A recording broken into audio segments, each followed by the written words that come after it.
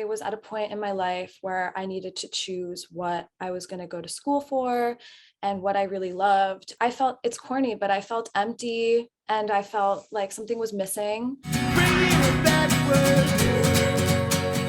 Well, Ayla, it's so nice to meet you. Thank you again for doing this. I appreciate it. Thank you so much for having me, Adam. I'm so Cool. excited to be here. Awesome. Awesome. So this podcast is about you and your journey in the music industry. And we'll talk about everything you have coming up in 2022 and the video you just put out for Money. Awesome. I'm excited. Let's get into it. Amazing. I did read, you're from New York? Were you born and raised in New York? Yeah, so I am born and raised in Manhattan, New York. I am still currently living here. I've never lived anywhere else. I feel like this is all I know. I love this city. Where are you from? I'm originally from San Diego, so just south of LA. And about a little over a year ago, my family and we moved to Nashville. So I'm south of Nashville now. That's awesome. I've always wanted to visit Nashville. It's amazing. Yeah. The pace of life is a lot slower even from San Diego. So you'll be like, whoa, everyone like coming from New York and just like you'll be like, okay, this is quite a change, but I love it here. It's amazing. Yeah. The music over there is just so like the culture is so inspiring over there. Oh yeah. It's wild. So many people are in the music industry that like half my neighbors are like, oh yeah, I do this or I work for this, or it's just so crazy. I didn't realize how like ingrained it is into people in the city. Like I would have never guessed. I was like, oh, this is just a country town, but no, there's people from every genre are writing here and producers and everything. It's nuts. Wow. That sounds amazing. I would love to visit. I need to go. You should.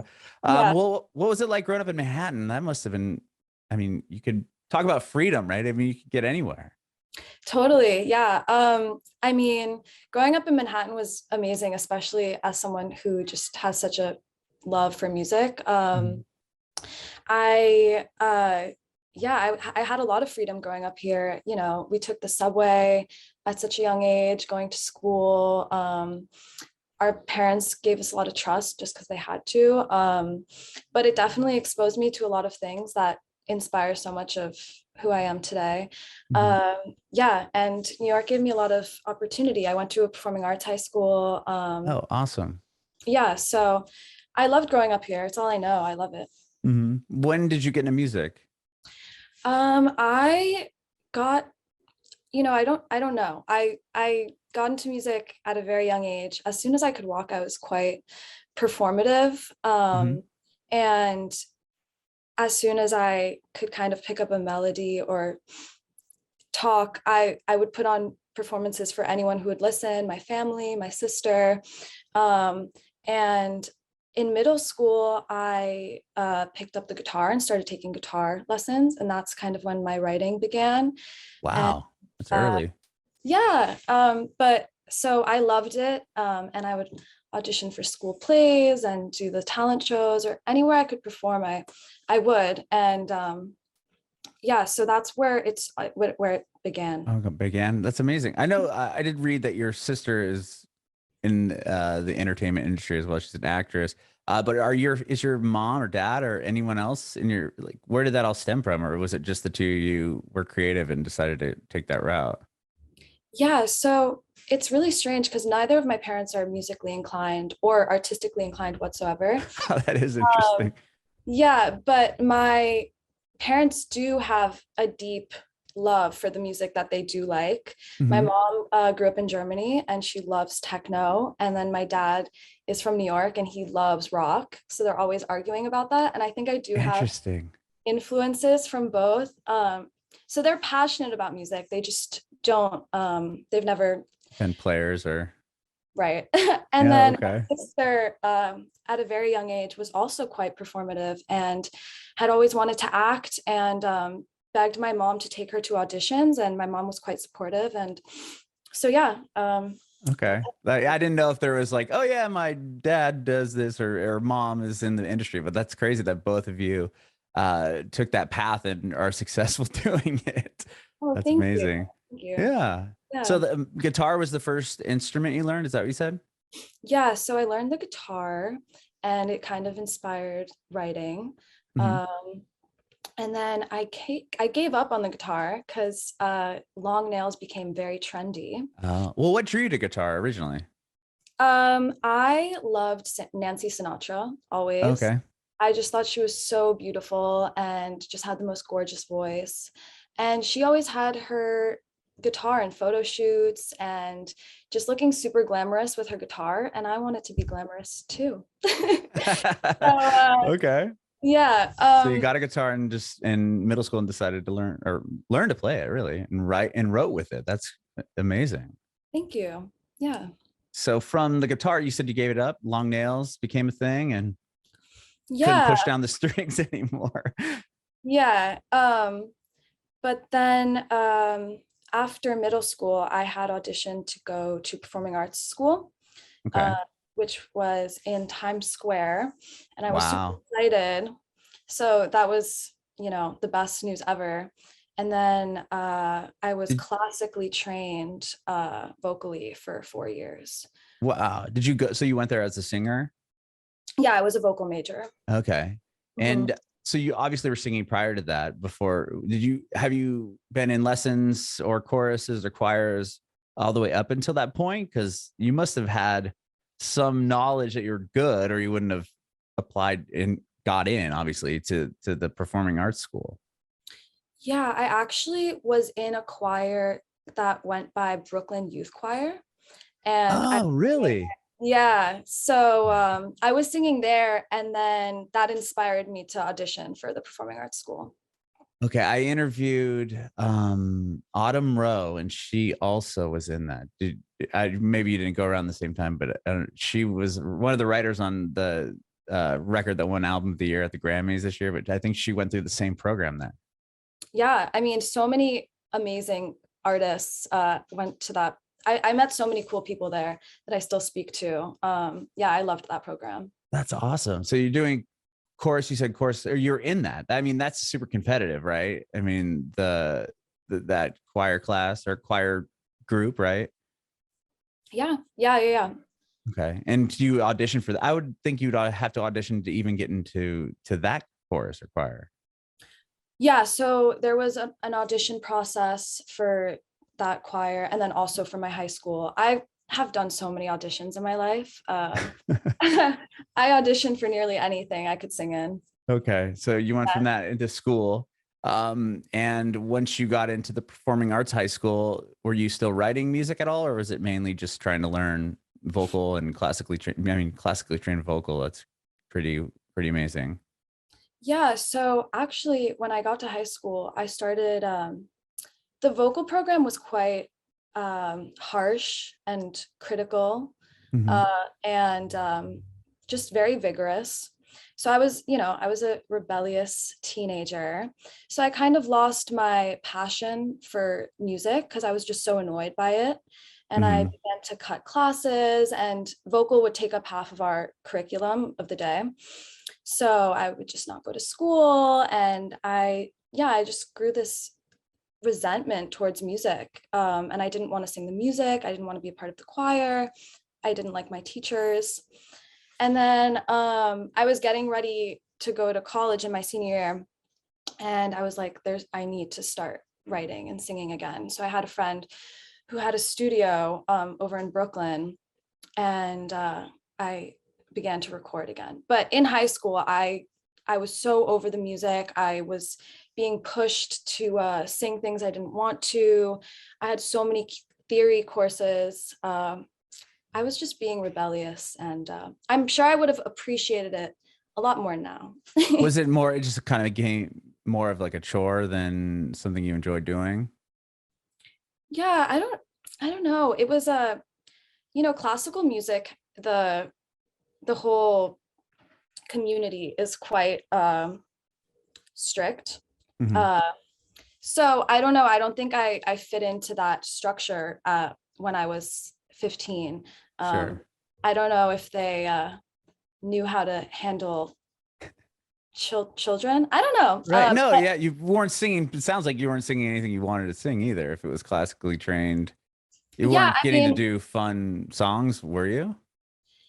yeah, no, I mean, I think that now I appreciate it a lot Okay. because I was able to, like, the repertoire of music that I just know from Mm-hmm. being in that program is quite amazing, and I'm so thankful for that.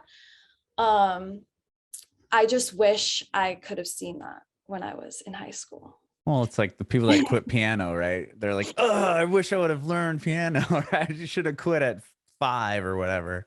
But going to school in Times Square, was that to me just seems like so foreign, like showing that the busyness, just everything that's going on in Times Square. And then you're like attending high school there. Was that like a trip in itself? Yeah, it was quite hectic getting from the subway to school every morning. So many people. I don't know. It was never that crazy to me though. My sister also went to the same school, so we would go together. Okay. Um, yeah, it's Which just I guess a it's all part. you know, right? If you grew up in Yeah, Manhattan, it's probably not as big of a deal as if somebody that moved there from the middle of the country to like, okay, now I gotta to kind of navigate this, big city. But yeah, that's just to me, it blows my mind. Like people that go to school in the city, like I lived in San Francisco for a handful of years, and I always just thought like, whoa, like it's crazy. Like the people that are going to elementary school and middle school and high school, like in a city setting, like to me, it was just so foreign. So yeah. I it's love San Francisco. It's so beautiful over there. it's cool, but yeah, it's just to me, I was like, whoa, like I don't even understand. Like this is nuts. But I guess that's all you knew, so that was it. But from the school, you said your senior year, you went and you met this person or you knew this person, and you went and started recording at a studio in Brooklyn. Was there something that shifted there, or were you just like, oh man, it's my senior year, I need to kind of figure out what I'm going to do with this, with my life? Like what urged you or pushed you towards going back to writing and recording? I just think that I was at a point in my life where I needed to choose what I was going to go to school for and what I really loved. And I really felt I felt, it's corny, but I felt empty and I felt like something was missing. Hmm.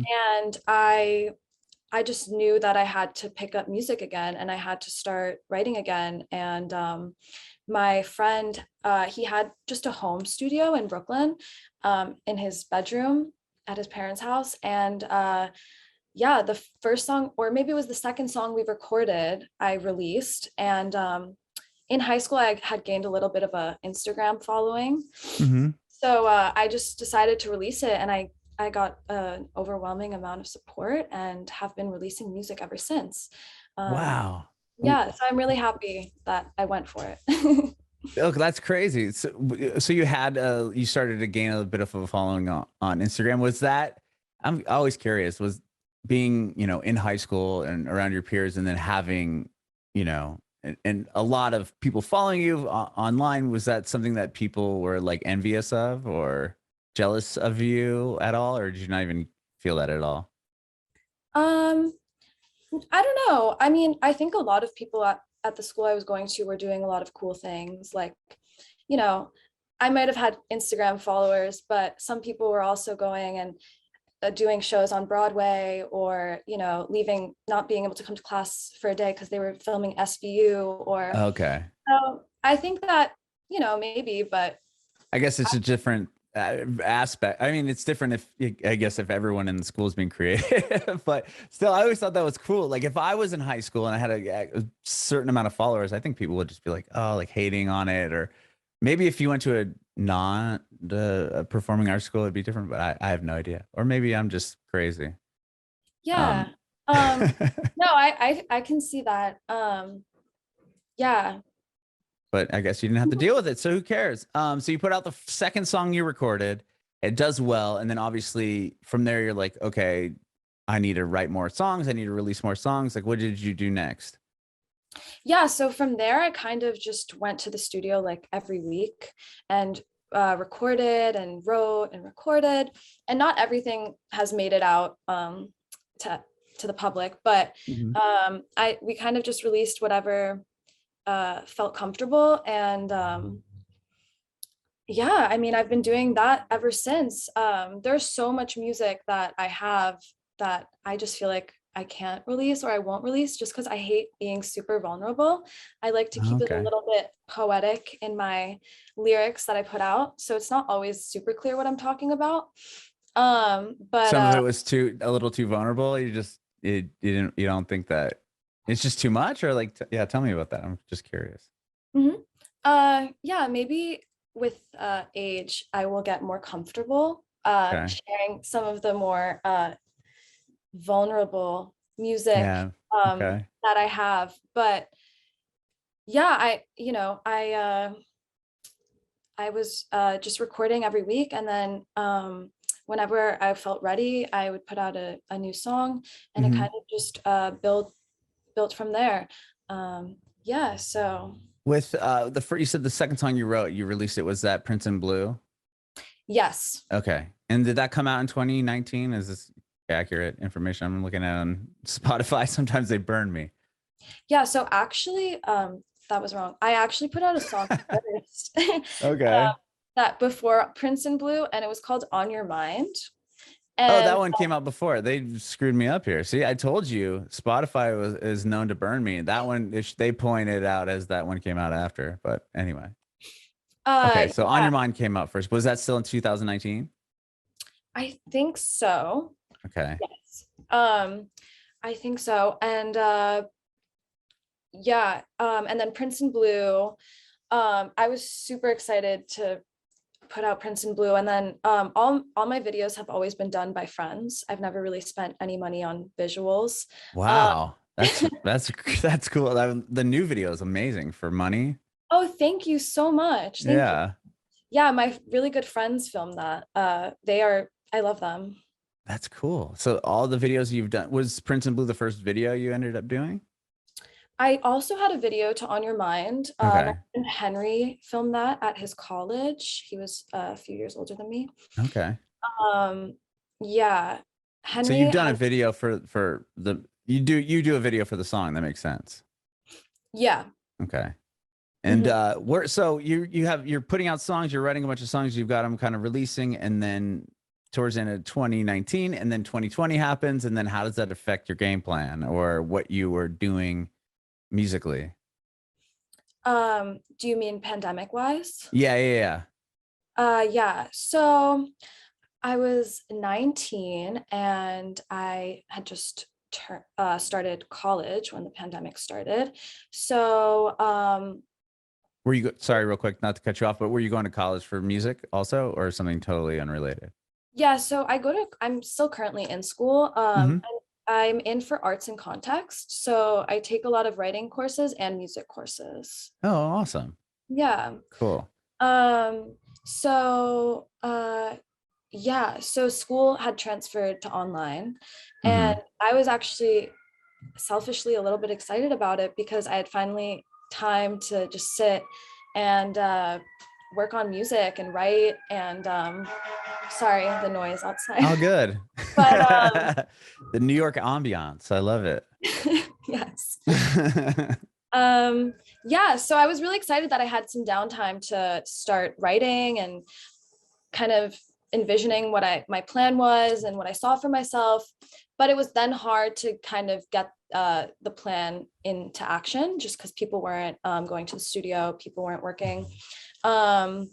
So it was definitely slow, but I think creatively I grew a lot, and I kind of was able to see who I was as an artist and really Mhm. build off of that.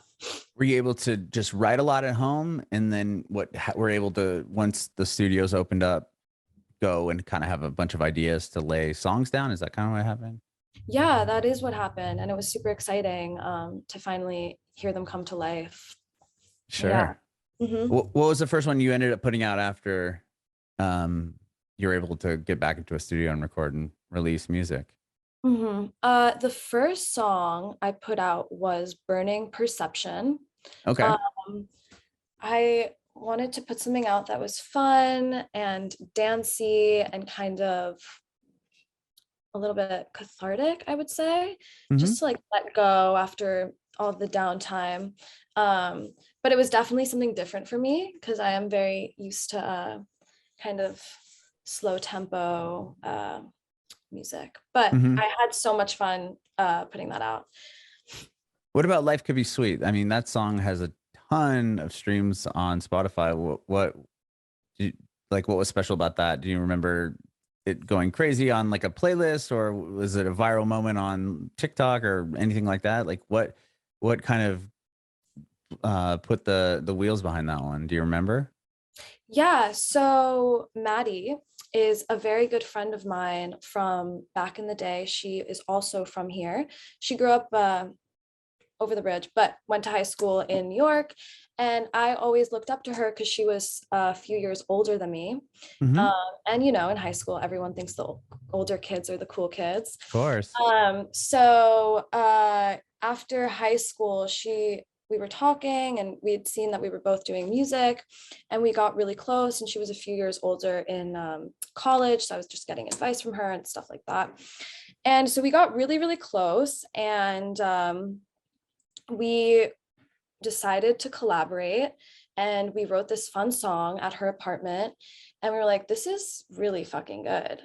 Am I allowed to curse? Yeah. Oh yeah. You can say whatever you want. Sorry. No need to apologize. You can cuss. Yeah, this is really good.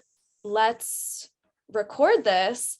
And we got in the studio and we did the little harmonies that it starts off with. And we were like so excited. And the producer was killing it. And so we had the song. We were sitting on it for a while, just because both of us were working on separate things. We finally decided to release it after maybe like 3 months of sitting on it. And I'm so happy we did. It is such a great song. I think so many people connect to it.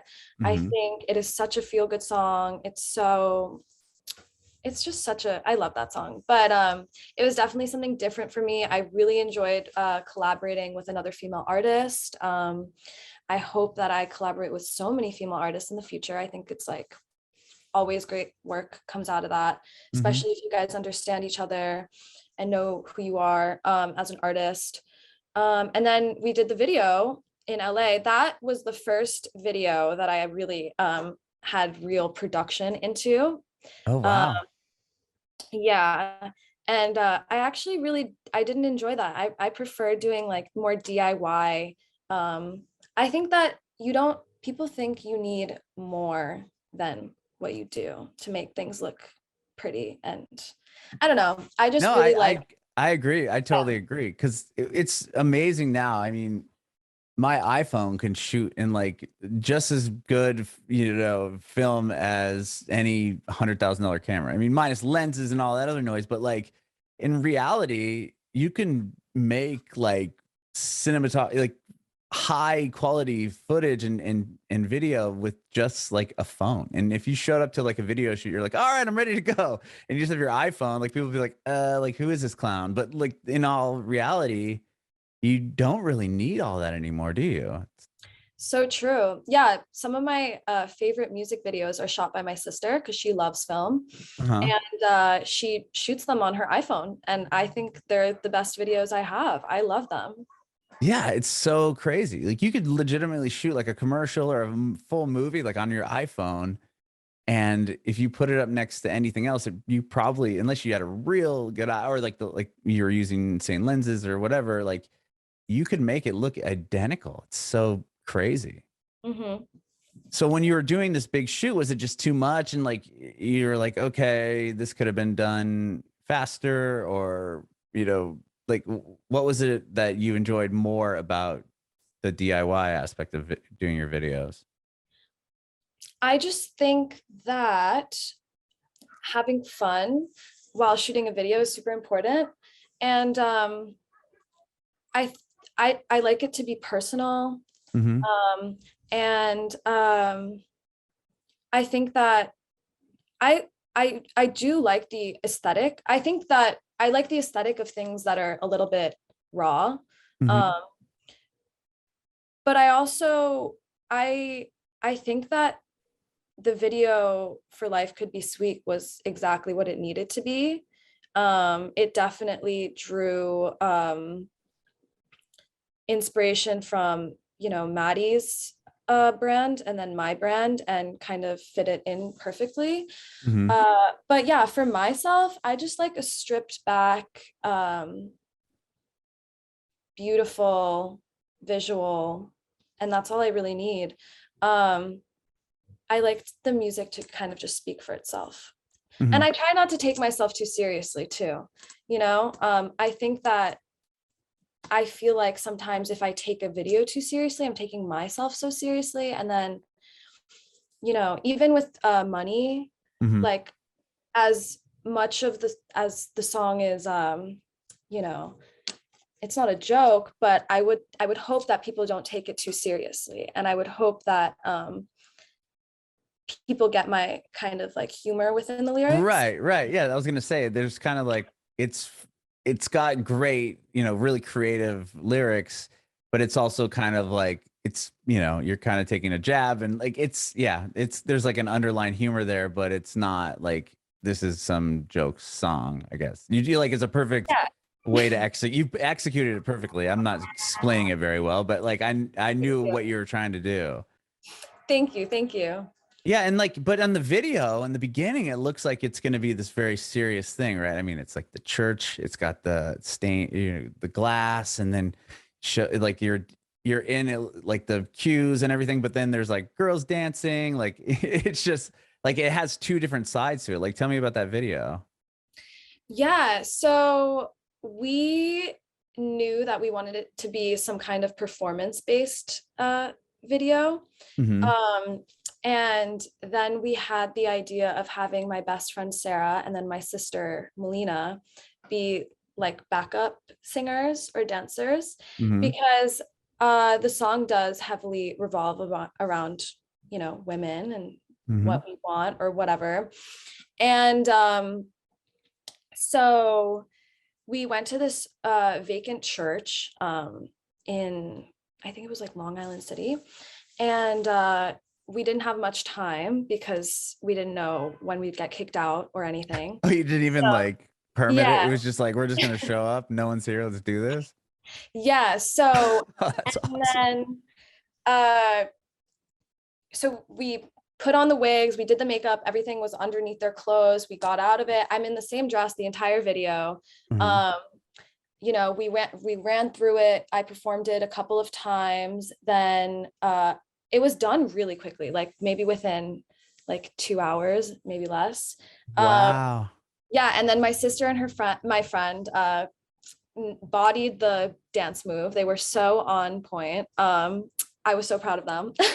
And it was just really fun, and not a lot of, you know, not so much. There was literally just the 5 of us, and we got into it, and that was that. And I think it turned out, I'm so happy with it. I think it's perfectly dramatic, perfectly silly, and perfectly beautiful. That's amazing that you're able to shoot it that fast, because it looks like a full-on production, like it would have taken like all day. And that you guys just went in there rogue style and then shot the whole video in a few hours. Like that's, I'm shocked. That's awesome. Thank you so much. Yeah. Yeah. Well, what else are you, because that just came out recently, but do you have other songs coming out? Like, would you have a bunch ready to go? Like, what do you have coming up for the rest of the year? Yeah, so I have a bunch of music. I'm kind of trying to line up for the year. I think that something that's super difficult right now is that people are just so people just want so much and expect so much in the music industry today. And I try not to let that rush me in anything. But I certainly do have something planned for next month, hopefully. And hopefully I can start announcing stuff soon. But yeah, just a good beachy vibe is what I can say. But yeah, hopefully I can keep putting out stuff that I'm really happy with without being rushed this year. Awesome. Yeah. And you just did a show, right? Mercury Lounge in New York. Yeah, that was my first official show ever. Wow. What was that like? Wow. Yeah, so fun, so liberating and beautiful, and I just couldn't believe it. I was so excited, and it it really meant the world that I could perform there. I had passed Mercury Lounge, my whole life, and I never Mm-hmm. thought that I would be able to perform there. So that was just, it meant so much. Which is your live show similar to like the videos where do you have a lot of people on stage or is it just you up there performing? I had a pianist with me and he played guitar as well. Mm-hmm. He's actually a friend of mine that I met at open mics because I go to open mic nights sometimes. Oh, do you perform at open mic nights? Or Yeah, just go watch? occasionally. Oh, wow. Yeah, it's super fun.